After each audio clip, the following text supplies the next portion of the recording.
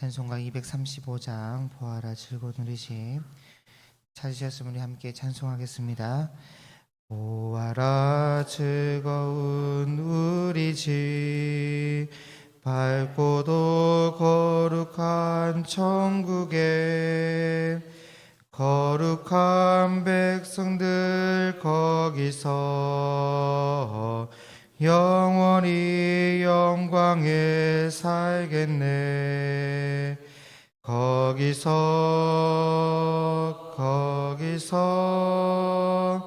기쁘고 즐거운 집에서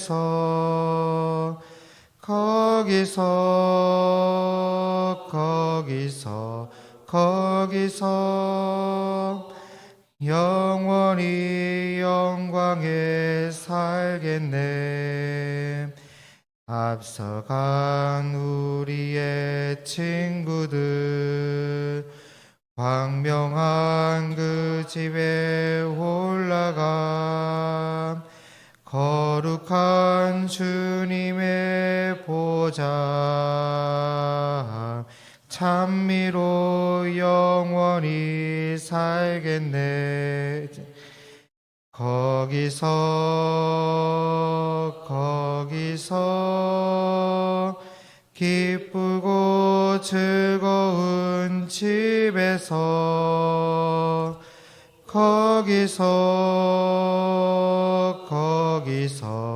거기서 찬미로 영원히 즐기네. 우리의 일생이 끝나면 영원히 즐거운 곳에서 거룩한 아버지 모시고 기쁘고 즐겁게 살겠네. 거기서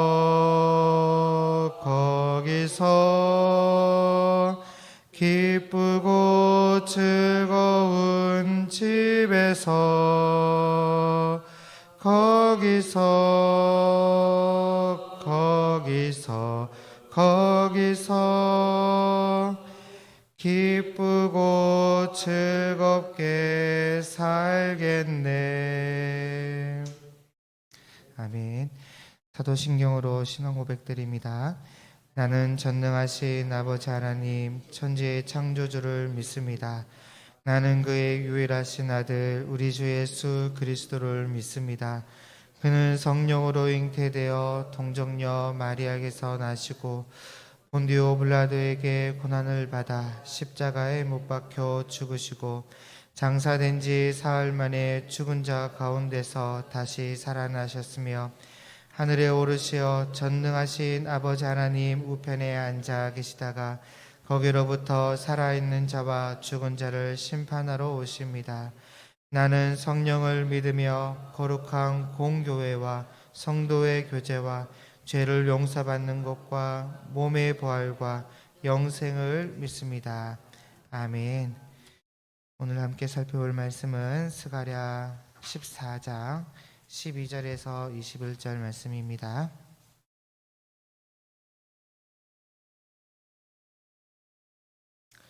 스가랴 14장 12절에서 21절 말씀 우리 한 절씩 교독하도록 하겠습니다.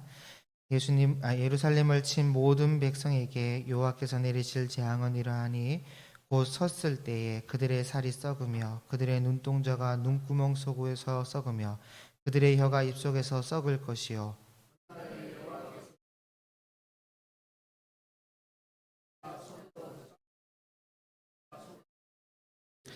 유다도 예루살렘에서 싸우리니 이때 사방에 있는 이방 나라들의 보화 곧 금은과 의복이 심히 많이 모여질 것이요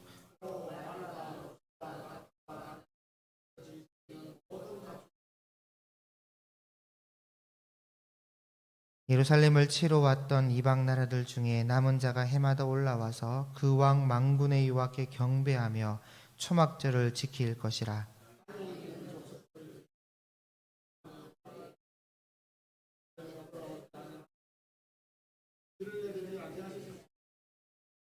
만일 애굽 족속이 올라오지 아니할 때에는 비 내림이 있지 아니하리니 여호와께서 초막절을 지키러 올라오지 아니하는 이방 나라들의 사람을 치시는 재앙을 그에게 내리실 것이라.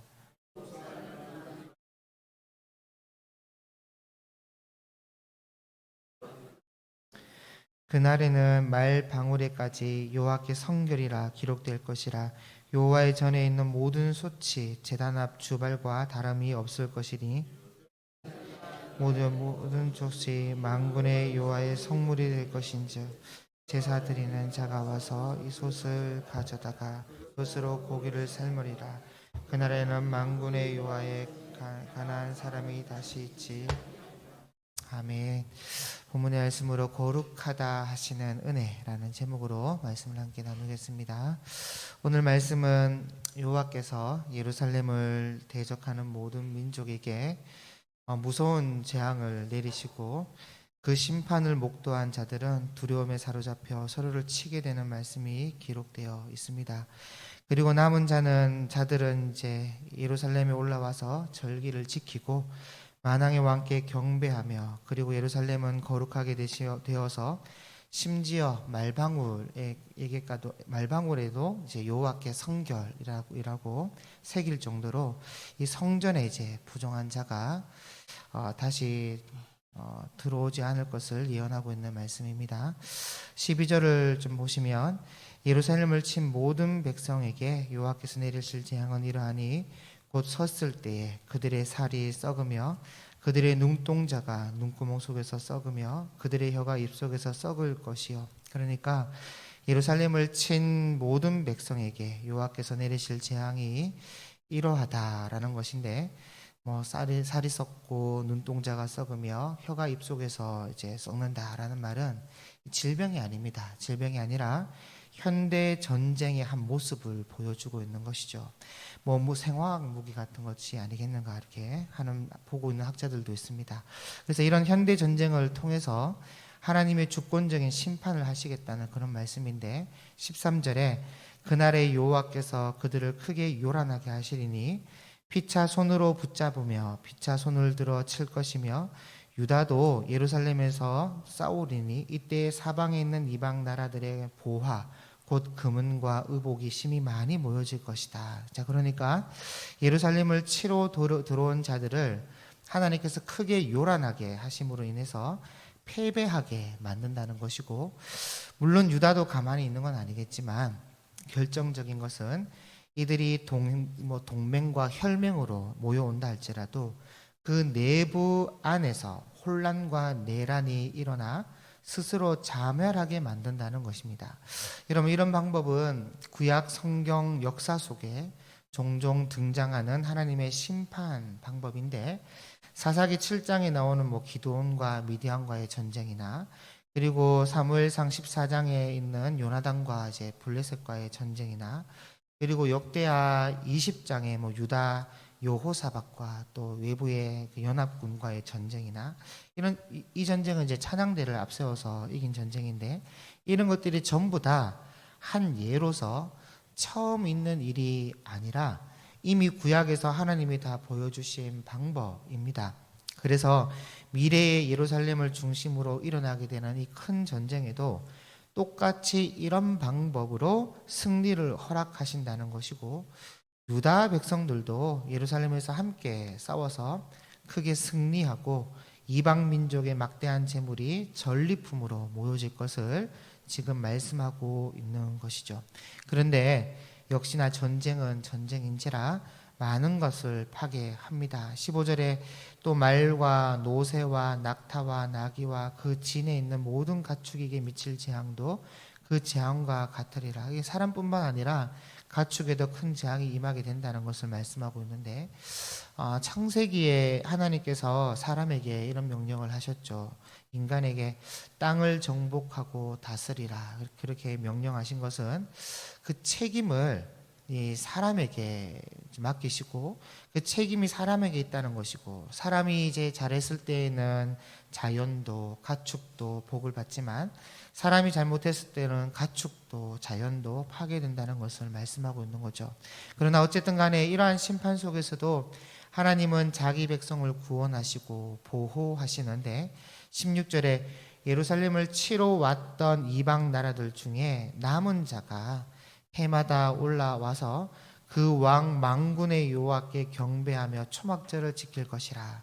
여기 보면 이방 나라들 중에 남은 자라는 말씀이 있는데 이 남은 자가 누구냐? 전 세계가 예루살렘을 대적했던 나라와 그 민족들이 당하는 심판을 보게 됩니다. 예루살렘을 치러 왔던 그 연합이라고 혈맹이라 하는 그 나라들이 하나님의 그 심판을 당하는 것을 보고는 이 놀라운 하나님의 능력 앞에 굴복하고 돌아오는 민족과 이방인들이 있다는 거예요. 그게 남은 자들인데 이들이 무엇을 하냐? 여호와께 경배하며 초막절을 지킨다는 거예요. 특히 이 초막절이 참 중요한데 아시는 것처럼 초막절은 이스라엘 백성들이 광야 40년 동안 하나님의 그 보호와 인도하심 속에서 장막에 이제 그것을 기념하고 기억하면서 장막에 거했던 것을 기념하는 절기죠. 주님의 은혜와 공급하심을 기념하는 절기입니다. 그런데 이런 초막절을 이방 민족들이 지킨다는 것은 크게 두 가지의 의미가 있습니다. 진짜 초막절을 지킨다 그런 건 아니고, 첫째는 이스라엘의 하나님이 이제는 이방의 남은 자들의 하나님의 되심을 인정하는 의미가 되고 있고, 두 번째는 신명기 31장에 있는 모세의 유언에 그 의미가 들어가 있습니다. 저 17절을 좀 보시면 땅에 있는 족속들 중에 그 왕 망군의 여호와께 경배하러 예루살렘에 올라오지 아니하는 자들에게는 비를 내리지 아니하실 것인즉, 그러니까 초막절을 지키기 위해 올라오지 않으면 비를 주지 않겠다라는 건데, 특히 이 고대 근동 지역에서의 비란 생명과 번영의 가장 중요한 요소입니다. 그런데 비를 주지 않겠다는 것은 하나님의 은혜에서 제외된다는 것이고, 이 하나님의 은혜에서 제외된다는 것을 이 비를 주지 않겠다라는 의미로 특히 이 당시에 이 말씀을 읽는 모든 사람들은 크게 다가왔던 말씀이겠죠. 그래서 은혜에서 제외된다는 것을 이제 그러면 어떻게 되냐? 제외가 되면 18절에 만일 애굽 족속이 올라오지 아니할 때에는 비 내림이 있지 아니하리니 여호와께서 초막절을 지키러 올라오지 아니하는 이방 나라들의 사람을 치시는 재앙을 그에게 내리실 것이라. 애굽 사람이나 이방 나라 사람이나 초막절을 지키러 올라오지 아니하는 자가 받을 벌이 그러하다. 그러니까 하나님의 재앙이 임한다는 거예요. 초막절을 지키지 않으면. 왜냐? 은혜에서 제외를 당했으니까. 그래서 초막절을 지키는 것이 참 중요한데 그 중요한 이유를 아까 말씀드렸던 것처럼 신명기 31장 9절에서 13절에 모세의 유언에서 찾을 수가 있다는 겁니다. 그래서 그 말씀이 뭐냐? 매 7년 끝에 곧 면제년의 초막절에 온 이스라엘이 내 하나님 여호와 앞 그가 택하신 곳에 모일 때에 이 율법을 낭독하여 온 이스라엘에게 듣게 할지니 곧 백성의 남녀와 어린이와 내 성읍 안에 거류하는 타국인을 다 모으고 그들에게 듣고 배우고 내 하나님 여호와를 경외하며 이 율법의 모든 말씀을 지켜 행하게 하고, 또 너희가 요단을 건너가서 차지할 땅에 거주할 동안에 이 말씀을 알지 못하는 그들의 자녀에게 후손들에게 내 하나님 여호와 경외하기를 배우게 할지니라. 초막절에 무슨 날짜 개념으로 유대 달력 7월 17일부터 7일간 이방인들도 지켜야 된다, 그런 의미가 아니라 하나님의 율법과 하나님의 말씀을 읽고 듣고 배우는 과정이 중요함을, 또 반드시 이렇게 해야 됨을 초막절이라는 단어를 축약하여 말씀하고 있는 것입니다. 여러분 18절에 초막절을 지키러 올라오지 아니하는 자라는 말씀이 있는데, 여러분 이스라엘을 치러 온 이방인들이 하나님의 그 놀라운 능력과 역사 앞에 무너지는 것을 보고도 하나님을 무시하거나 인정하지 않으면 당연히 재앙이 따를 수밖에 없는 것이죠. 그래서 그날이 되면 온 세상이 하나님의 영광을 인정하게 될 텐데 20절에 그날에는 말 방울에까지 여호와께 성결이라 기록될 것이라. 여호와의 전에 있는 모든 솥이 제단 앞 주발과 다름이 없을 것이니, 여기 그날은 어떤 날이냐?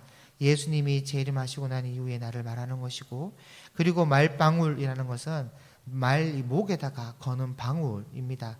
우리 같으면 옛날에 소의 언항 소리 할 때 언항, 그런 것들을 말하는 것이죠. 그러니까 가장 낮은 영역의 일상적인 물건까지도 여호와께 성결이라는 문구가 새겨질 정도로 가장 낮고 평범한 것까지 구별되어 거룩해짐을 연출하고 있는 것이죠. 그리고 주발이라는 것은 대접, 대야, 사발, 이런 형태의 물건인데, 이것은 성전에서 제사를 드릴 때 이 피를 담는 데 사용하는 구별된 기물입니다. 그리고 솥은 이제 음식물을 조리하는 평범한 도구고, 그래서 21절에 예루살렘과 유다의 모든 솥이 만군의 여호와의 성물이 될 것인즉 제사 드리는 자가 와서 이 솥을 가져다가 그것으로 고기를 삶으리라.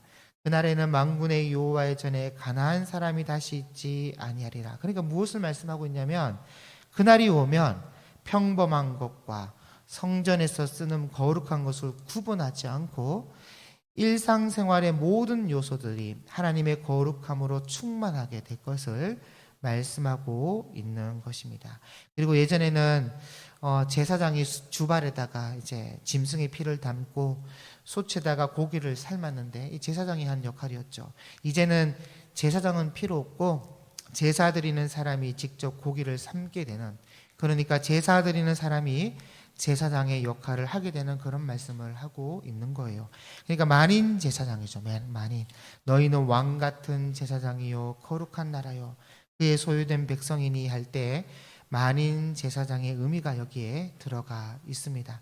그리고 21절 끝에 여호와의 전에 가나안 사람이 다시 있지 않는다라는 이런 말씀은 예수님 재림하시고 난 이후에는 더 이상 이제 불신자가 없다는 그런 의미가 되는 것입니다. 그러므로 말씀을 정리하면 하나님의 주권적인 심판과 구원, 그리고 모든 것이 거룩하게 되는 미래의 놀라운 비전을 오늘 말씀에서 살펴볼 수가 있는데, 심판 속에서도 하나님의 공의로운 속성과 그 심판을 넘어 모든 민족의 그 구원받을 만한 사람들을 구원하여 자기 백성으로 삼으시는 또 그 사랑 또한 볼 수가 있습니다. 특히 말방울과 솥까지도 여호와께 성결하게 된다는 것은 하나님의 거룩함이 우리의 일상생활 깊이 스며들어 모든 것을 변화시킬 것을 말씀하고 있는 거예요.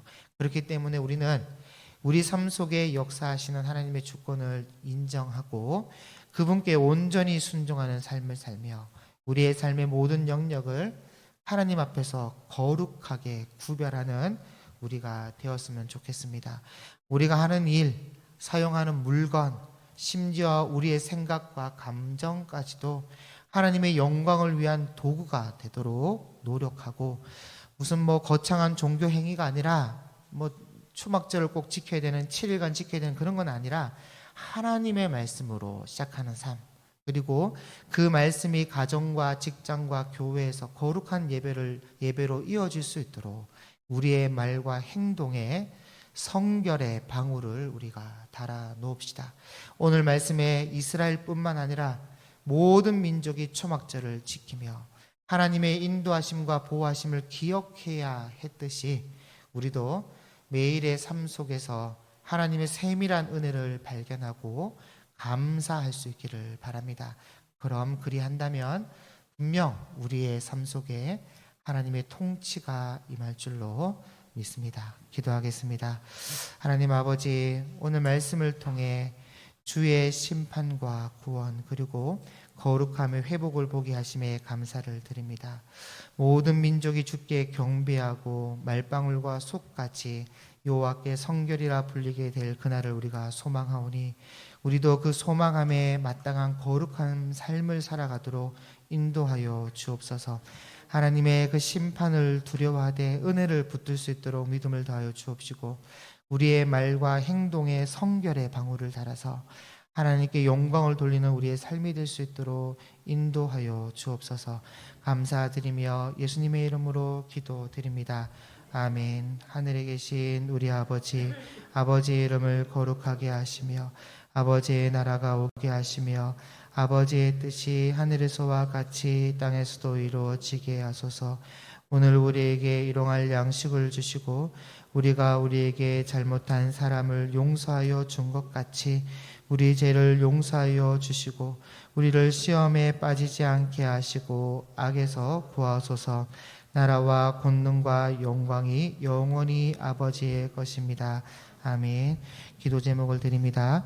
전 성도가 주일 성수하며 예배를 통하여 하나님의 임재를 경험할 수 있도록 기도하시고 예배를 인도하는 사역자와 찬양대 봉사자들이 즐거이 헌신하는 주일이 되도록 기도해 주시기 바랍니다.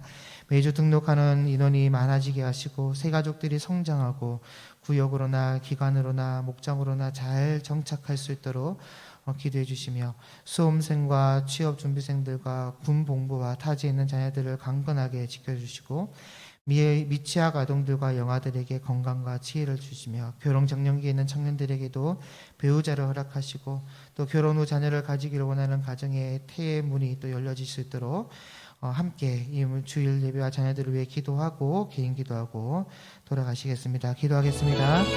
하나님 아버지, 하나님 이 시간 주일 성수